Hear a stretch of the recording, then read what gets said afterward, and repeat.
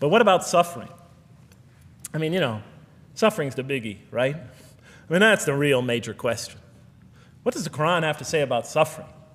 Because every religion deals with suffering in a different way.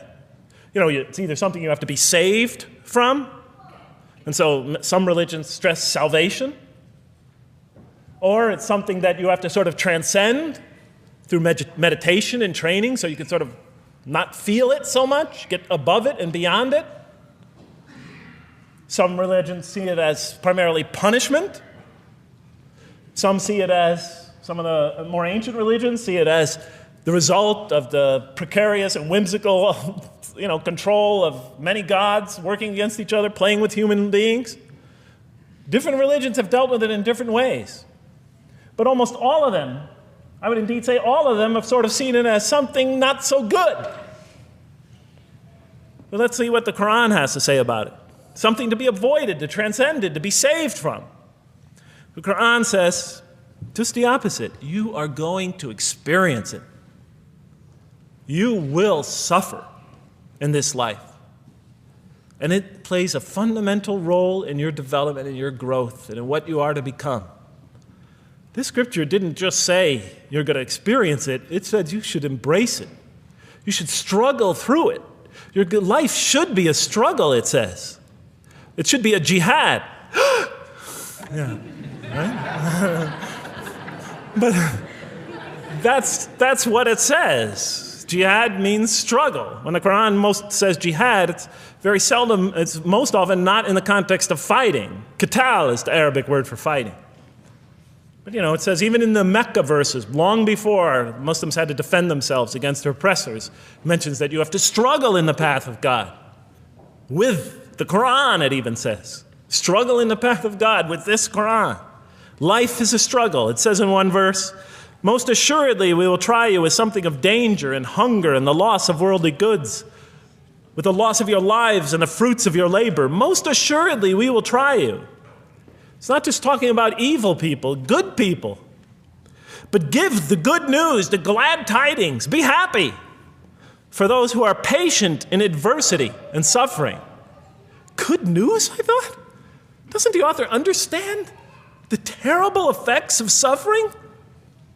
Give the good news to those who are patient through adversity, who when calamity befalls them say, truly unto God we belong and truly unto him we shall return. In other words, that this could benefit them. It was a remarkable statement. Here's another one. Do you think that you can enter paradise without having the like of those who passed away before you? And the next verses start to explain these people were good people who suffered terribly. Do you think that you can enter paradise without going through the same? Why, I thought? Why do we have to suffer in life? Misfortune and hardship befell them, and so shaken were they that the apostle and the believers with him would exclaim, when will God's help come? These are good people. When will God's help come? Oh, truly, God's help is always near.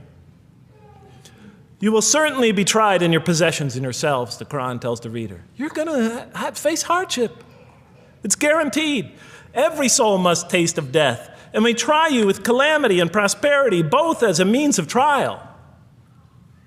And to us you are returned.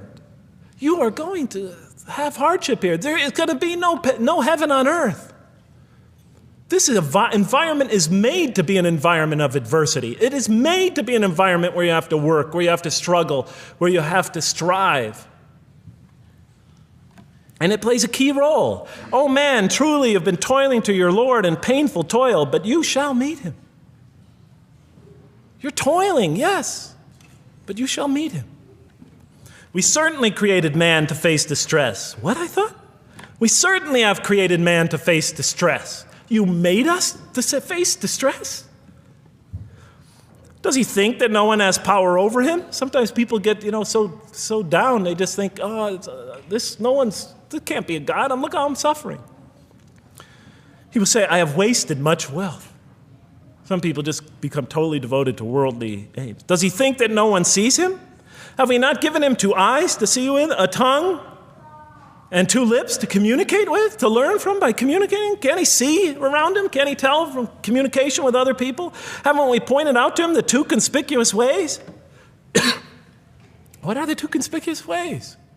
But he attempts not the uphill climb. One of them is the uphill climb. And it says this is the way you should be pursuing. And what will make you comprehend the uphill climb? It is to free a slave, or to feed in a day of hunger an orphan nearly related, or the poor one lying in the dust. Then he or she is of those who believe, and exhorts one another to patience, and exhorts one another to mercy. You have not attained to faith until you struggle the uphill climb. It's telling us you should pursue the uphill climb. What is the uphill climb? Reaching out to your fellow man who suffers, to feed the poor one, but help the poor soul that's lying in the dust. And all over the world there are people in that state. And we watch the news as if it's just entertainment. And the Quran tells us this is something you should involve yourself in. That is the road that you should travel. It describes a successful life as an uphill climb.